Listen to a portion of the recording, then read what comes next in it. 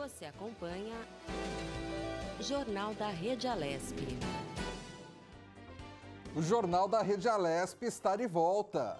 Seguimos com mais informações aqui do Legislativo Paulista, do Brasil e do mundo.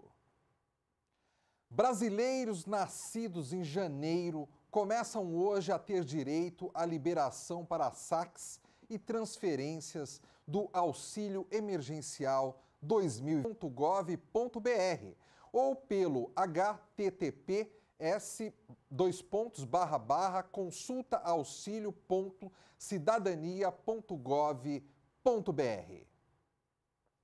Representantes de alguns municípios paulistas participaram ontem de uma audiência pública aqui na Lesp para expor constantes problemas no fornecimento de energia elétrica à população. A repórter Carolina Franca tem mais informações sobre essa reunião virtual. A Assembleia Legislativa de São Paulo recebeu audiência pública virtual para debater o fornecimento de energia elétrica de 4 municípios paulistas. As cidades de São João da Boa Vista, Águas de Prata, Vargem Grande do Sul e Aguaí relataram constantes interrupções no abastecimento de energia elétrica. Por essa razão, o deputado Luiz Fernando Ferreira, do PT, promoveu uma reunião para discutir o tema. A instabilidade, a interrupção, o apagão de energia nos dias de hoje é algo muito sério, pois compromete a produção de uma empresa, pode levar à perda de produtos, sejam alimentos, medicamentos que possam estar guardados em geladeiras ou câmaras frias, pode gerar queima de equipamentos domésticos ou industriais. E, além disso, a interrupção desse fornecimento de energia afeta diretamente o ensino, seja ele privado ou público, né, que por conta dessa pandemia precisam ser realizados de forma remota.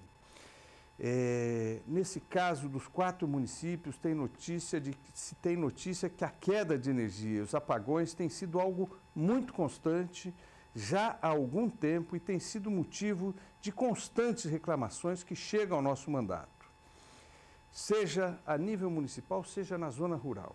Representantes municipais participaram do evento e relataram alguns dos prejuízos causados pela queda de energia. Tivemos no mês passado, perdemos mais de 300 vacinas no postinho de saúde, né? Então é uma perca muito significativa, porque se trata de saúde. Então nós precisamos resolver realmente. Semana passada teve também 2 picos de energia, está tendo direto. E como você disse, né, por conta das árvores, também Águas da Prata é uma cidade com muitas árvores, então qualquer chuva arrebenta fios, também tem toda essa situação das podas, né? Então eu estou muito contente com essa audiência pública para ver se a gente consegue resolver esse problema, não só para Águas da Prata, mas para todas as cidades aí que estão sofrendo essas situações. A nossa ETA, a Estação Grande de Água, né? Teria um problema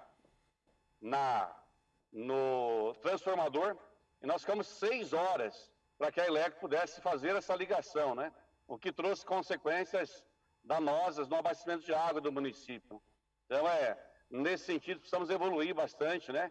E que a concessionária possa aí, principalmente na situação emergencial, agir com a rapidez sempre necessário. É o abastecimento de água e 6 horas, as bombas paradas por falta de energia elétrica, é inaceitável.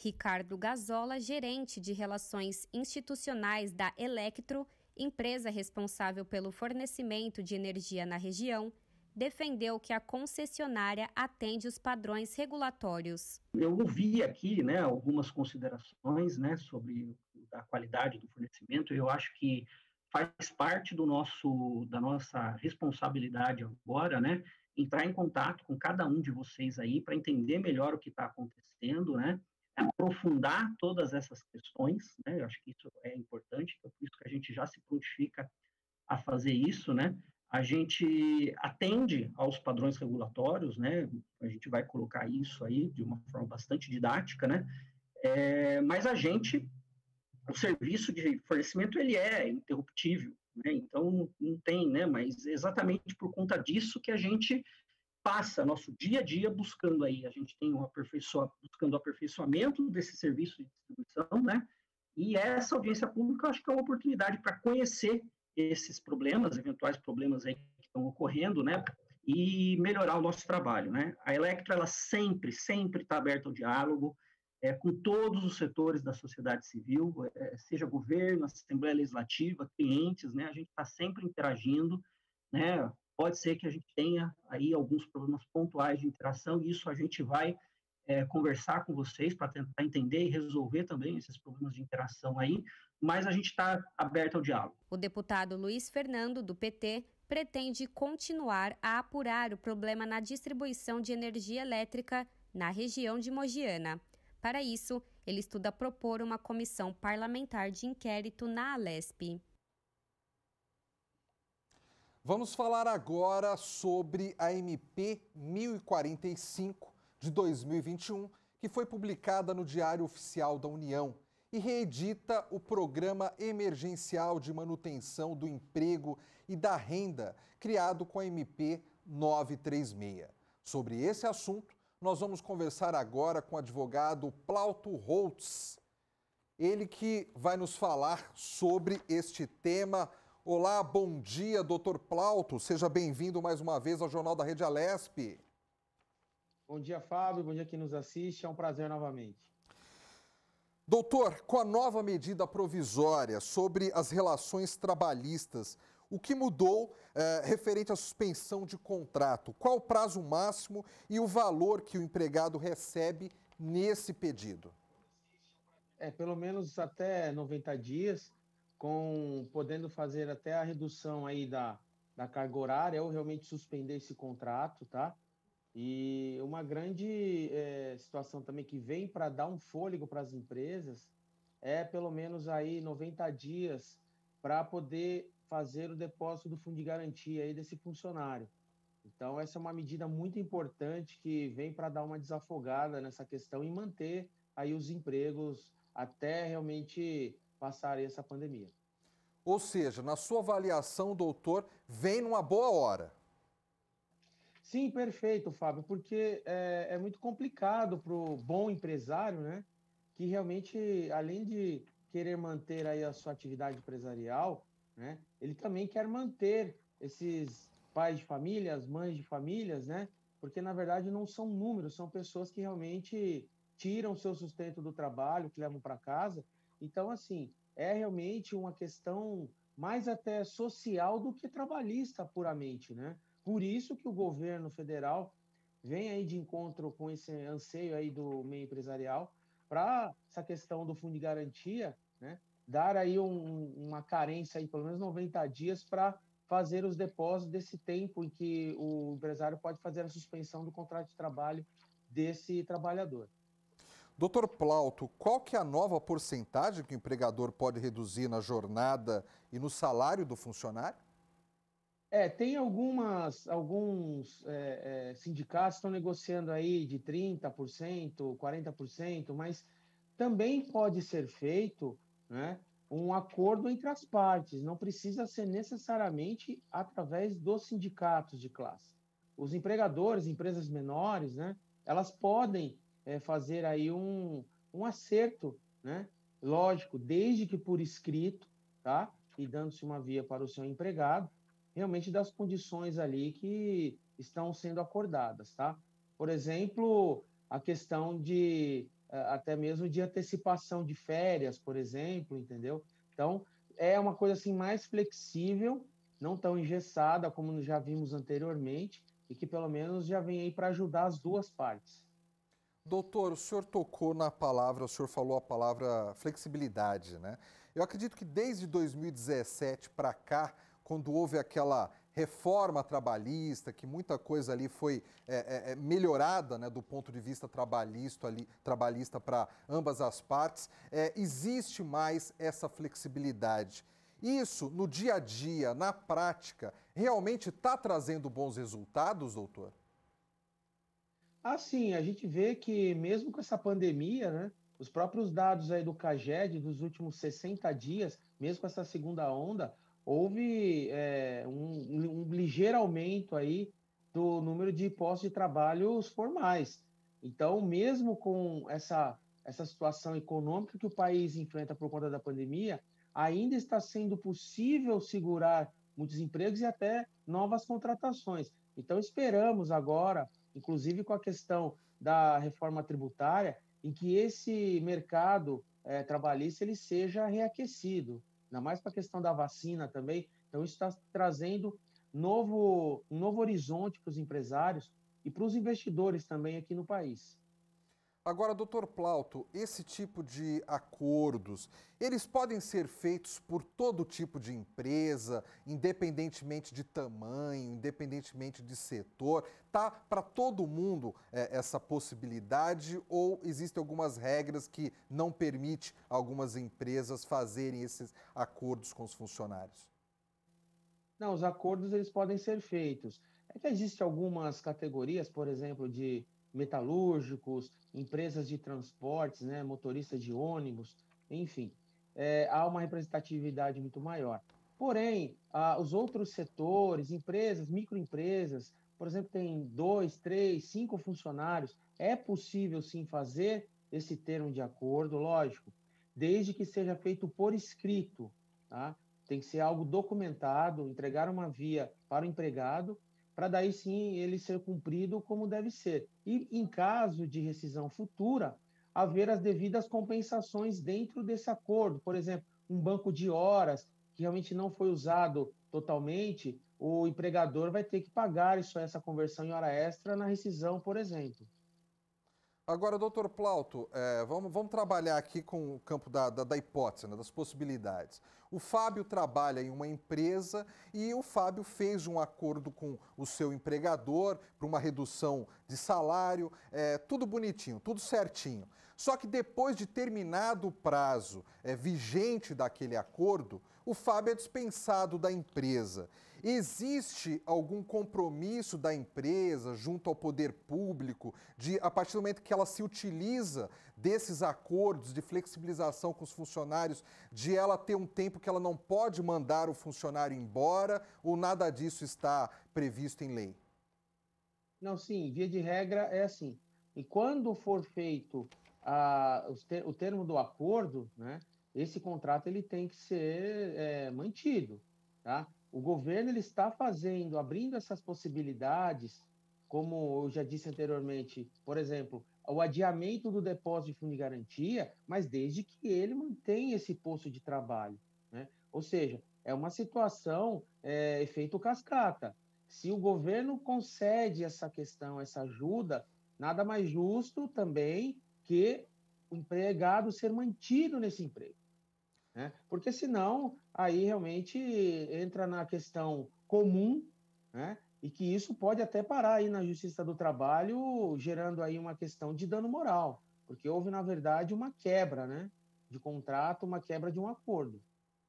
Doutor, o senhor que é especializado nessa área de direito do trabalho, durante esse tempo que nós temos pandemia aqui no Brasil, que já é mais de um ano, houve aumento de demanda na Justiça do Trabalho, houve diminuição, estabilidade? Como é que está a situação em relação aos direitos aí do trabalhador junto às empresas? Não, sim, sem dúvida, houve realmente uma retração muito grande, né? Chegamos aí por volta de 17, quase 18 milhões de desempregados aí, né, no pico da pandemia, e depois voltou novamente com o início dessa segunda onda, porém, o cenário está começando a dar uma estabilizada. Houve sim uma explosão de ações trabalhistas, porque teve muito empresário que ou ele fechava a empresa, né, ou senão a situação fica cada vez mais agravada. Porque o que acontece? Se ele não formalizasse uma rescisão, por exemplo, os salários ficam correndo mês a mês, aquele crédito do trabalhador vai crescendo e chega uma hora para o empresário que se torna impagável. Então, infelizmente, houve muitas baixas de contratos de trabalho, houve assim uma explosão de pessoas pedindo o seguro-desemprego, tá? Isso aí é algo comprovado pelos dados do CAGED. Agora, realmente, isso refletiu, sem dúvida nenhuma, na Justiça do Trabalho, e agora está dando um sinal de que está sendo estabilizado essas demandas no processo trabalhista. Doutor, se de repente a empresa ela conversa com os funcionários, propondo um acordo de redução de salário e, de repente, entre aqueles funcionários, uns aceitam e outros não aceitam. Esses que não aceitam, eles estão no direito de não aceitarem, eles podem ser demitidos por causa disso. Como é que funciona isso se existe ali um racha entre os funcionários, metade quer aceitar e metade não? Não, ele é livre para ser aceito, né? Muito bem feita essa pergunta. A questão de ordem prática, Fábio, é que o funcionário que não aceita isso, realmente ele corre risco de ser demitido. Se ele não estiver dentro, principalmente da situação de uma estabilidade, por exemplo, trabalhista, né, um gestor aí, um presidente de CIPA, por exemplo, realmente ele pode ser demitido, tá? E mesmo assim, quem é detentor de uma estabilidade trabalhista, né, não impede de ocorrer uma rescisão do trabalho. Lógico que aí o empregador tem que indenizar o período que faltaria para acabar essa estabilidade. Mas, via de regra, quem não tem estabilidade pode sim ser demitido, infelizmente.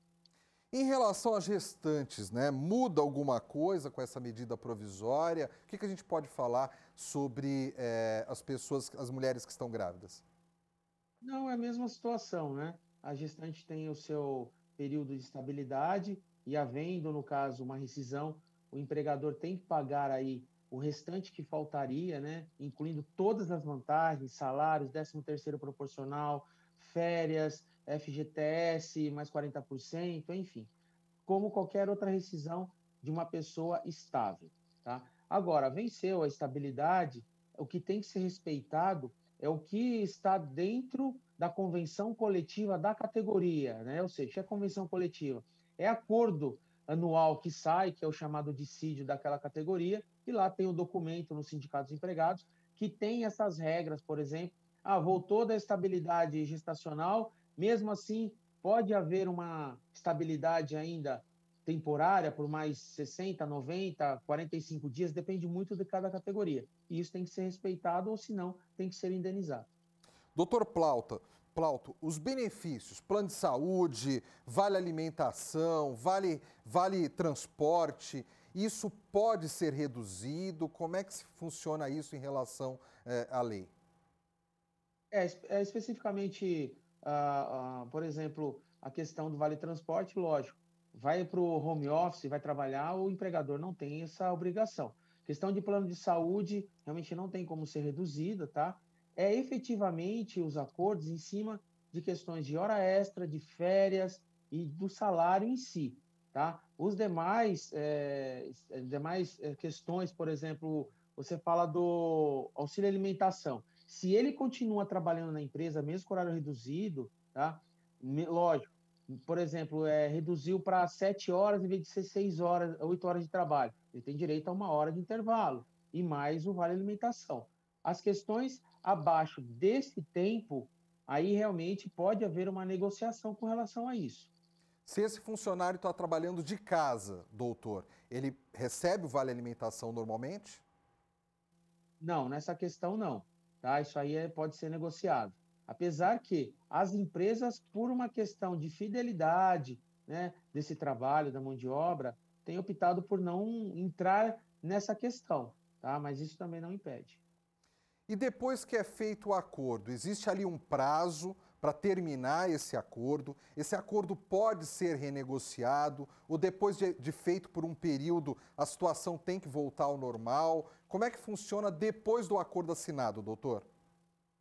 Depois do acordo assinado, ele tem seu tempo de vigência, que é até a data aí que o governo estipula, seja 90 dias, 120 dias, ou até o final da pandemia, enfim. Pode ser que, ao final da regra do governo, dependendo de como está essa questão da pandemia, pode ser que ele seja prorrogado ainda. Então, ainda não sabemos efetivamente. Por mais que tenha um prazo, não sabemos ainda, tá? Prazo de 90 dias ainda é muito cedo ainda para falar se realmente vai ser prorrogado ou não. Esperamos que, lógico, com a vinda da vacina e outros investimentos, né, isso aí realmente não seja ampliado, né? Mas a gente ainda não sabe ainda, é muito cedo ainda para ter um panorama ainda mais eficaz sobre isso. Dr. Plauto Holtz, advogado especialista em direito trabalhista, muito obrigado mais uma vez por sua presença aqui no Jornal da Rede Alesp. Obrigado, Fábio. Obrigado a todos. Até a próxima e juízo no bolso. Estudo indica que o impacto na aprendizagem causado pela pandemia da Covid-19 é maior entre alunos dos anos iniciais do ensino fundamental da rede pública estadual de São Paulo. A avaliação foi aplicada pelo Centro de Políticas Públicas e Avaliação da Educação da Universidade Federal de Juiz de Fora, em estudantes do 5º e o 9º anos do ensino fundamental e a 3ª série do ensino médio. No início do ano letivo de 2021, da Secretaria Estadual da Educação, SEDUC, São Paulo. Em relação aos resultados alcançados em 2019, as maiores diferenças na escala de proficiência foram verificadas no 5º ano do ensino fundamental. Em matemática, em que os estudantes apresentaram 46 pontos a menos do que o resultado do SAEB 2019, queda de 19% na aprendizagem. E língua portuguesa, 29 pontos a menos, queda de 13%. Em cada ano escolar, foram avaliados aproximadamente 7.000 estudantes, considerando uma amostra representativa e de diferentes perfis sociais e regionais do Estado, nos componentes curriculares de língua portuguesa e matemática. A margem de erro da pesquisa amostral é 1,2 pontos para mais ou para menos. O ministro do Supremo Tribunal Federal, Marco Aurélio Mello, determinou nesta semana que o governo federal realize o censo demográfico, ainda em 2021. O levantamento, que é essencial para a elaboração de políticas públicas, havia sido adiado para o ano que vem, sob a alegação de que falta dinheiro para realizá-lo. Questionou o ministro Marco Aurélio Mello em sua decisão, abre aspas, como combater desigualdades, instituir programas de transferência de renda, construir escolas e hospitais sem prévio conhecimento das necessidades locais.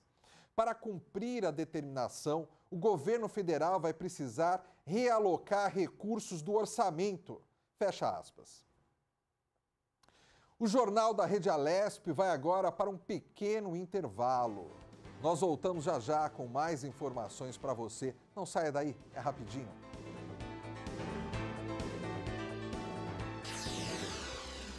Você acompanha Jornal da Rede Alesp.